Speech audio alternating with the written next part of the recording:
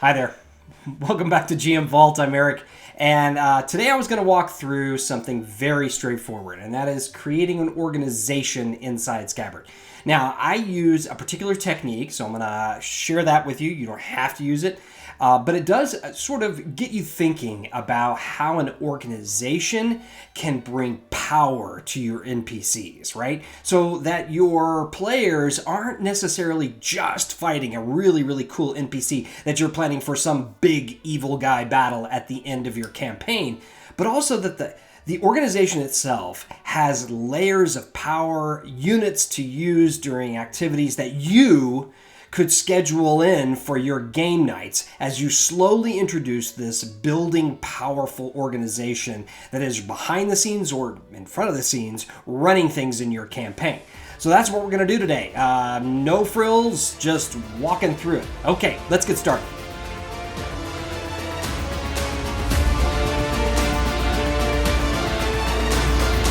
All right, here I am. I am on my Scabard page, and I'm going to be working in my main campaign today. This is one of my NPCs, Hai Chilo, a monk mentor for one of my player characters that he created.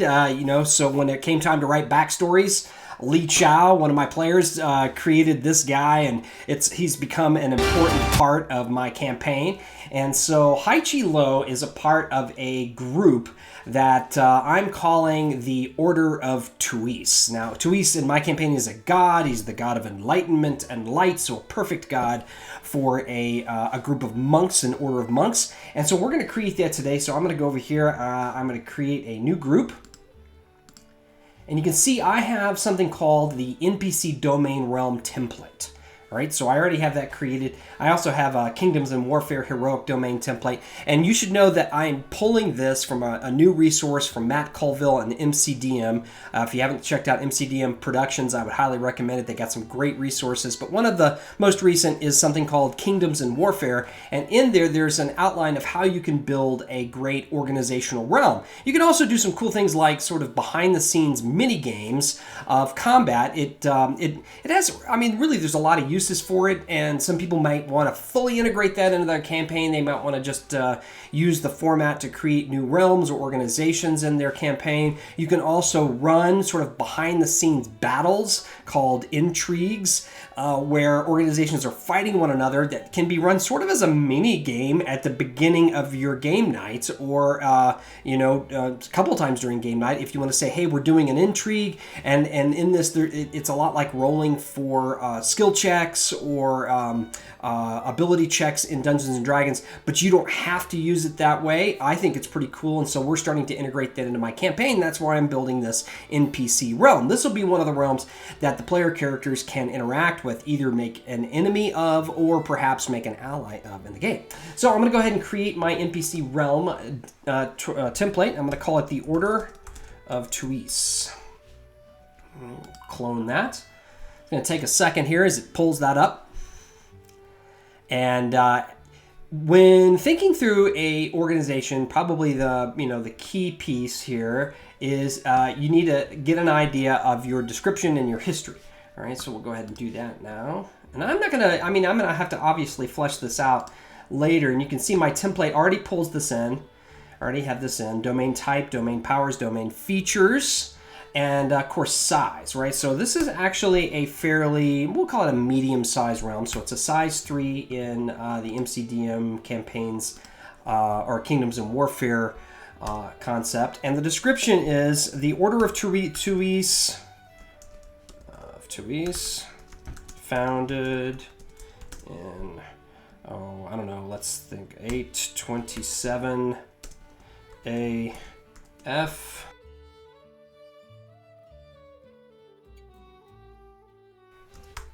That's good enough. All right. So, Order of Tuis founded in 827, blah, blah, blah. It's an order of monks. Monks in this order support the development of educational institutions around the continent of Scaria because the poor, especially for the poor and downtrodden, and so on and so forth. All right, size 3, history and general information. I've got a little bit going on there. And I can add some more here. So we'll talk about the fact that the leader is the High Monk. I already have this character in my campaign. TRY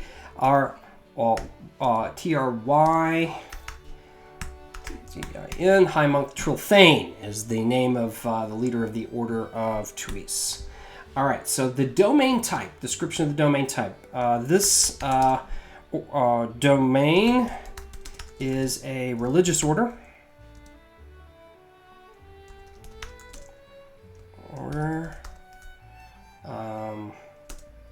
With the High Monk serving as both chief, teacher, and military leader. Yes, they are a organization of domain powers. All right, so I'm going to get into the domain powers in just a minute. We'll get into the domain features in just a minute. And that's all I'm going to do right there. So I've got my order created. We'll call this the Order of Monks devoted to enlighten and light. Except I can't spell light. Save. All right, so there's my order there. You can see it's already starting to get those auto connections going on there. High Monk Trilthane came up, Tuis, Sicaria. So I do want to go ahead and connect those in right off the bat. And we're going to go down to leader here. High Monk Trilthane. I know another member is Haichi Lo. Right. A mentor of one of my player characters, right? So that's good. And I've got notes here for domain rules and intrigue rules in there because all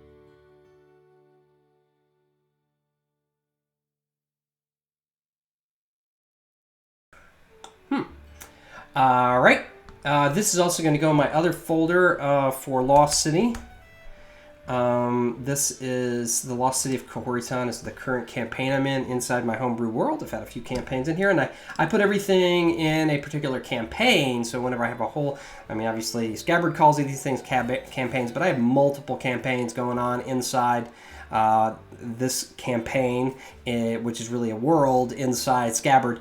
And I put everything in each campaign in a folder so it makes it easier for me to find later and organize. They do have a headquarters.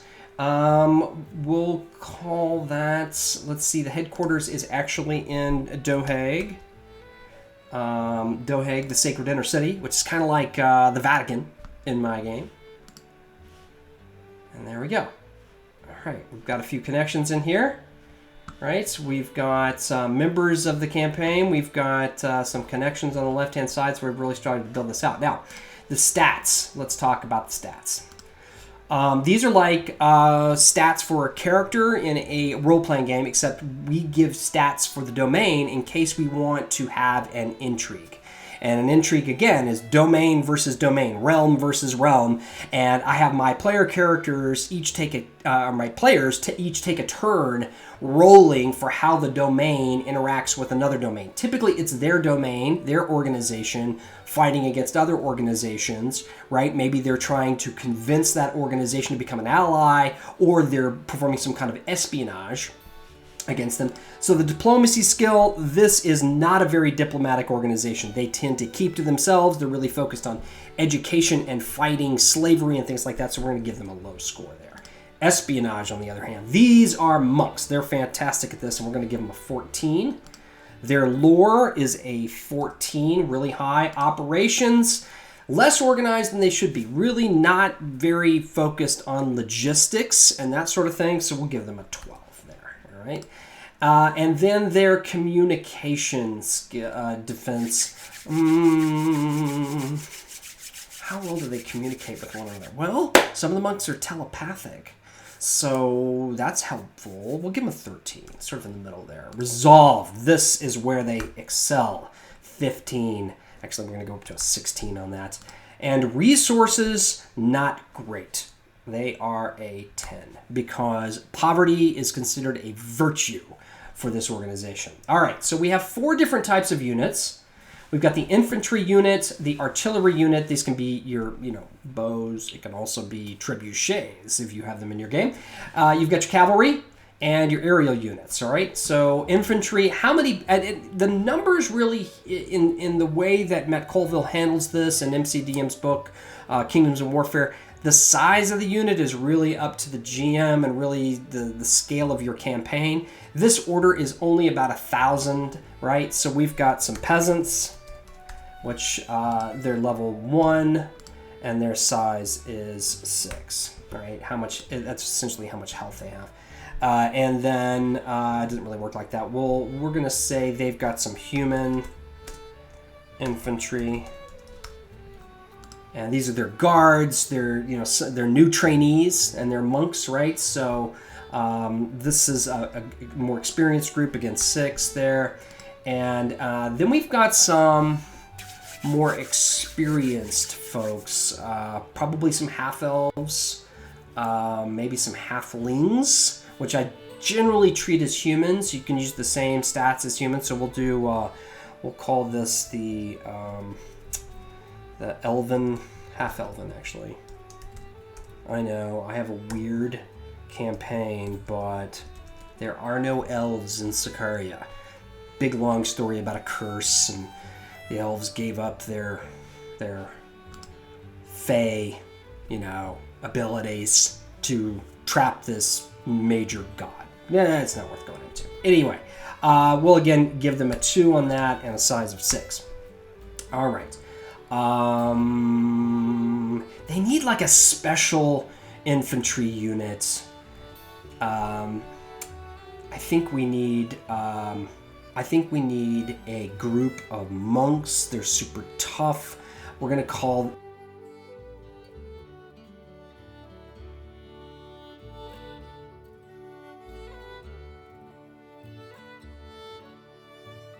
Now, I've got all this connected in here, so what I did was NPC Realm template, and you can see I've got NPC domain rules here in my campaign, and I have this connected in so I can have the resource. So I purchased the book from MCDM, and it is pretty cool. I'm not going to show you anything more than this on this, but what I would do now is I would go into the NPC realms and find some of the domain features and domain powers that I really like to put together my unique realm, right? So domain powers and domain features are essentially special abilities that the leaders specifically of this realm can use during combat.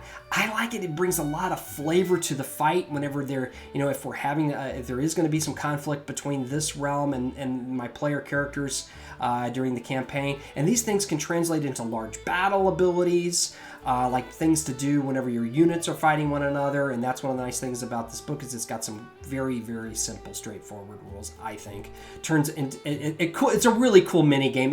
It's almost like a board game within Dungeons and Dragons, and it can create this really terrific story. So I'm a huge fan. Again, brand new, still trying to work my players into it, and that has been a challenge, just trying to convince them, yes, you're 5th level, I know, but you have started this organization in the town of Larakash, and people are starting to follow you, and they want to, they believe in your cause. They believe in finding the lost city of Kahoritan and destroying the evil there, and so they're supporting you, and they will work in your favor. In that way, you have an organization. No, you don't have like a major noble court, but they're following you, and so they're kind of getting used to the idea. But I think it's going to be a lot of fun as we move forward. And then there can be these opportunities to sort of play out these epic battles between large groups, where the units there are listed. These aren't one people, right? So a unit of infantry, if it says a size of 6, this could be 60, it could be 600, it could be 6,000. Really, you can scale it however you want, whatever makes sense for your game. So that's one of the reasons I like the system. Okay, so that is what I've done here. Obviously, the next thing I would do is I find a kind of a fun image online, or something that somebody I know has drawn, and I would put that in there. And I've made my connections as I go throughout my game. Now I can add these into activities.